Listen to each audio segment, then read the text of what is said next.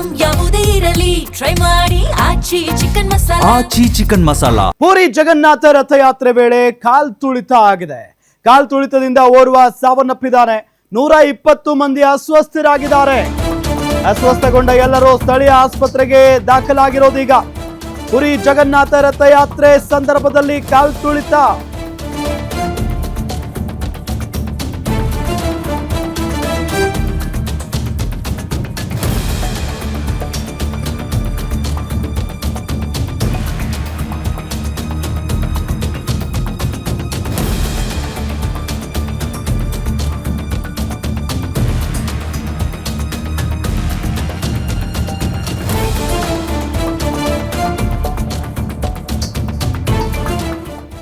ಕಾಲ್ ತುಳಿತದಿಂದ ಓರ್ವ ಸಾವನ್ನಪ್ಪಿದ್ದಾರೆ ಅನ್ನೋ ಮಾಹಿತಿ ಲಭ್ಯವಾಗ್ತಾ ಇದೆ. 120 ಮಂದಿ ಅಸ್ವಸ್ಥರಾಗಿದ್ದಾರೆ. ಸ್ಥಳೀಯ ಆಸ್ಪತ್ರೆಗೆ ದಾಖಲು ಮಾಡಲಾಗಿದೆ. ಅಸ್ವಸ್ಥಗೊಂಡ ಎಲ್ಲರನ್ನೂ ಕೂಡ. ಒಡಿಶಾದ ಪುರಿ ಜಗನ್ನಾಥ ರಥಯಾತ್ರೆ ವೇಳೆ ನಡೆದಿರುವಂತಹ ದುರ್ಘಟನೆ ಇದು. ಮಳೆ ನಡುವೆಯೂ ಜಗನ್ನಾಥನ ದರ್ಶನಕ್ಕೆ ಭಕ್ತ ಸಾಗರವೇ ಹರಿದು ಬಂದಿದೆ. ದೇವರನ್ನ ಕಣ್ತುಂಬಿಕೊಳ್ಳುವ ವೇಳೆ ನೂಕು ನುಗ್ಗಲಾಗಿದೆ.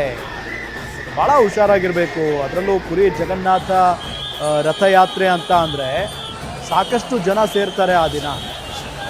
ಪ್ರತಿ ವರ್ಷವೂ ಕೂಡ ಲಕ್ಷಾಂತರ ಸಂಖ್ಯೆಯಲ್ಲಿ ಜನ ಸೇರಿರ್ತಾರೆ. ಆದರೂ ಕೂಡ ಇಂಥ ಅವಘಡಗಳಾಗೋದು ಕಡಿಮೆ ಆಗಲ್ಲ. ನಿಜಕ್ಕೂ ಭಾಳ ನೋವಿನ ಸಂಗತಿ ಇದು. ನೂಕು ನುಗ್ಗಲಾಗಿ ಒಬ್ಬ ವ್ಯಕ್ತಿ ಸಾವನ್ನಪ್ಪಿದ್ದಾರೆ. 120ಕ್ಕಿಂತ ಹೆಚ್ಚು ಜನ ಅಸ್ವಸ್ಥಗೊಂಡಿದ್ದಾರೆ ಅಂತ ಅಂದರೆ ನೋಡಿ, ಅಲ್ಲಿ ಆ ವಿಡಿಯೋ ನೋಡಿದ್ರೇ ಹೇಳ್ಬೋದು ಅದು ಎಷ್ಟು ಜನ, ಕಣ್ಣು ಹಾಯಿಸಿದಷ್ಟು ದೂರನೂ ಜನ ಕಾಣ್ತಾ ಇದ್ದಾರೆ. ಸೊ ಜನಸಂದಣಿ ಇರುವಂಥ ಸಂದರ್ಭದಲ್ಲಿ ಭಾಳ ಹುಷಾರಾಗಿರಬೇಕು. ಒಂದು ಬಾಡಿ ತಗೊಂಡು ಹೋಗ್ತಾ ಇದ್ದಾರೆ ನೋಡಿ. ಸಾಕಷ್ಟು ಭದ್ರತೆ ಇರುತ್ತೆ. ಎಲ್ಲದರ ನಡುವೆಯೂ ಇಂಥ ಘಟನೆಗಳಾಗ್ತವೆ.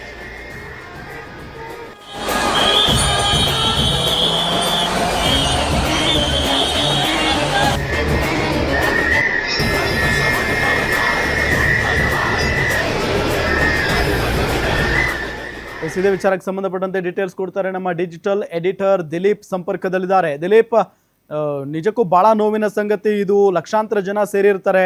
ಹೇಗಾಯ್ತು ಈ ಘಟನೆ ಮತ್ತೆ ಏನೇನಾಗಿದೆ ಡೀಟೇಲ್ಸ್ ಕೊಡ್ತಾ ಹೋಗೋದಾದ್ರೆ? ರಾಮ್, ಇವತ್ತು ಸಂಜೆ ಪುರಿ ಜಗನ್ನಾಥ ರಥಯಾತ್ರೆ ಆರಂಭ ಆಯಿತು. ಈ ಸಂಜೆ 4 ಗಂಟೆಗೆ ಸರಿಯಾಗಿ ರಥವನ್ನ ಎಳೆಯೋದ್ರ ಮೂಲಕ ಈ ಒಂದು ರಥಯಾತ್ರೆಗೆ ಚಾಲನೆಯನ್ನ ನೀಡಲಾಯಿತು. ರಥವನ್ನ ಎಳೆಯಕ್ಕೆ ಆರಂಭಿಸಿದ ಕೆಲವೇ ಕ್ಷಣಗಳಲ್ಲಿ ಭಾರಿ ಪ್ರಮಾಣದ ಜನ, ಅಂದ್ರೆ ಕೇವಲ 1-2 ಲಕ್ಷ ಅಲ್ಲ, ಒಟ್ಟು 30 ಲಕ್ಷ ಜನ ಸೇರಿರಬಹುದು ಅನ್ನೋ ಅಂದಾಜಿದೆ. ಇಷ್ಟೊಂದು ಭಾರಿ ಪ್ರಮಾಣದ ಜನ ಇಲ್ಲಿ ಸೇರಿದ್ದಾರೆ.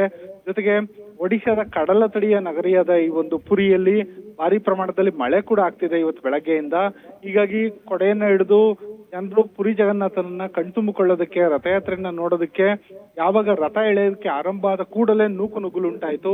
ಈ ಸಂದರ್ಭದಲ್ಲಿ ಸುಮಾರು 120 ಜನರು ನೂಕು ನುಗ್ಗಲಿನಲ್ಲಿ ಗಾಯಗೊಂಡಿದ್ದಾರೆ, ಅಸ್ವಸ್ಥರಾಗಿದ್ದಾರೆ ಅನ್ನೋ ಮಾಹಿತಿ ಸದ್ಯದ ಮಟ್ಟಿಗೆ ಲಭ್ಯ ಆಗ್ತಾ ಇದೆ. ಜೊತೆಗೆ ಈ ಪೈಕಿ ಓರ್ವ ಈಗಾಗಲೇ ಸಾವನ್ನಪ್ಪಿದ್ದಾನೆ ಅನ್ನೋ ಮಾಹಿತಿ ಕೂಡ ಕೇಳಿ ಬರ್ತಾ ಇದೆ.